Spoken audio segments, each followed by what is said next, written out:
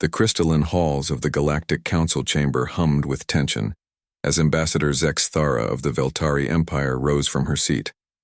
Her 4 eyes swept across the assembled representatives of 47 species, each one nodding in solemn agreement with the proposal before them. "The motion stands," she declared, her voice carrying the weight of civilizations. "Humanity is hereby classified as a Class X threat to galactic stability. All communication with the Sol system is to cease immediately. Economic sanctions will remain in place indefinitely." The vote had been unanimous, save for the empty chair that had once belonged to Earth's representative. Dr. Elena Vasquez had walked out 3 months ago when the preliminary discussions began, her final words still echoing in the chamber. "You don't understand what you're about to unleash." The council had dismissed her warning as typical human arrogance. They were about to learn otherwise. The silence began on a Tuesday. Every human colony, every trading post, every diplomatic mission simply stopped. No more cheerful greetings over subspace radio. No more cargo ships arriving with their holds full of Earth's impossible technologies and cultural exports. No more human tourists flooding alien worlds with their infectious curiosity and reckless enthusiasm. At first, the Council celebrated. Finally, they could conduct galactic affairs without the unpredictable humans disrupting their carefully maintained order. For 300 years, humanity had been a thorn in their side. Too innovative, too adaptable, too willing to ignore the established ways of doing things. When the Theknari Dominion had enslaved the peaceful Miranel species, it was humans who broke their own non-interference protocols to stage a liberation. When the ancient Vorthon Empire declared eternal war on the insectoid hive minds, it was human diplomats who spent 50 years mediating a peace treaty everyone else said was impossible. Worst of all, humans refused to stay in their lane. They were supposed to be the warriors, young, aggressive, militaristic. Instead, they produced philosophers who debated with the ancient Zephyrians, artists whose works moved even the emotion-suppressed Kethari to tears, and scientists who solved 1,000-year-old mathematical theorems during their lunch breaks. But now, blessed silence. The first crisis hit the Outer Rim 6 weeks after the communication blackout. The Yargoth swarm, an ancient enemy that emerged from dark space every few centuries, had returned. For 2,000 years, the galactic civilizations had fought them to a standstill using traditional fleet tactics, massive ship formations, energy bombardments, and overwhelming numerical superiority. This time was different. The swarm had evolved, adapted. Their bioships shrugged off conventional weapons like raindrops. Worse, they had developed a new strain of the parasitic virus that could affect silicon-based life forms, not just organic ones. The Veltari Empire lost 3 systems in the first week.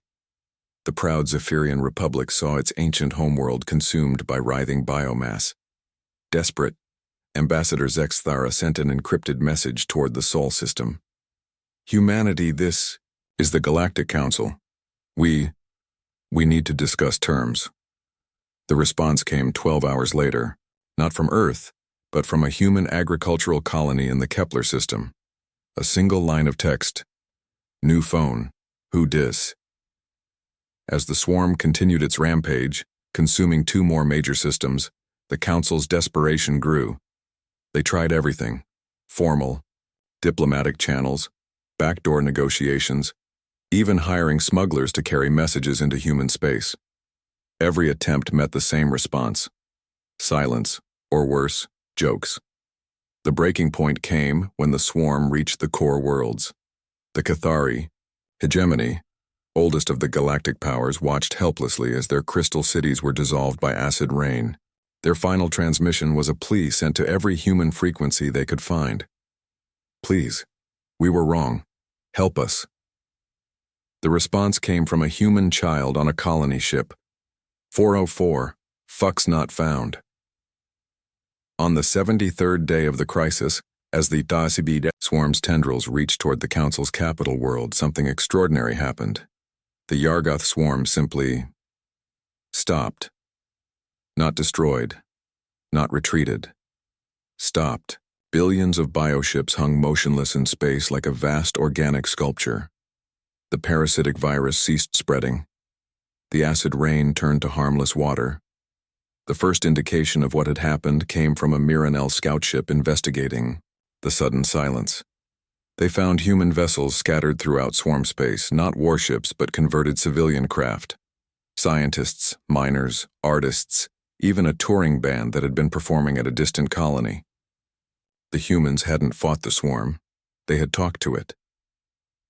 Dr. Sarah Chen, a xenobiologist from New Beijing, explained it later to the stunned council via a transmission from her research vessel embedded deep in swarm space.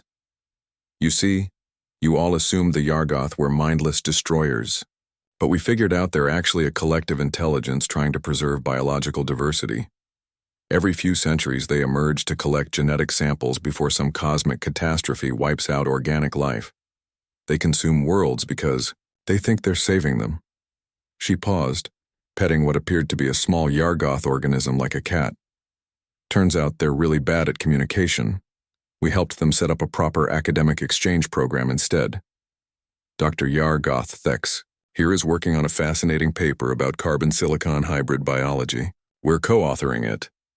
The camera panned to show the massive swarm ship's interior transformed into a bizarre space laboratory, with humans and Yargoth working side by side. Ambassador Zexathera stared at the transmission screen, her 4 eyes struggling to process what she was seeing. Around her, the council chamber buzzed with confused whispers in 47 different languages. But they're a Class X threat, she stammered. The swarm has been our enemy for millennia. They've destroyed hundreds of worlds. Dr. Chen shrugged. Yeah, well, that's what happens when you try to solve every problem with bureaucracy and military force. Sometimes you just need to ask the right questions, like, hey, why are you eating our planets? Turns out they had some very reasonable concerns about galactic-scale extinction events. The transmission cut to show a Yargoth tendril gently helping a human child with her homework. Anyway, the collective says hi. They're sorry about the whole cosmic horror destroying everything thing. Cultural misunderstanding. They're looking forward to joining the galactic community properly this time. The screen went dark, leaving the council in stunned silence. 3 days later, formal applications for Galactic Council membership arrived from both the Yargoth Collective and the human colonies that had been officially banished. The applications were co-signed and came with detailed proposals for 15 new scientific collaboration projects, a cultural exchange program, and a suggestion for better xenobiological communication protocols. At the bottom of the human application, someone had added a handwritten note. P.S. We're still not talking to you guys, but our new friends wanted to join your club, so we figured we'd help with the paperwork. No hard feelings. Hearts. Ambassador Zexathara stared at the heart symbol for a long time, finally understanding why the rest of the galaxy found humans so terrifying. They forgave too easily, loved too freely, and turned enemies into friends with the casual ease of rearranging furniture. No wonder the council had declared them too dangerous. They were right.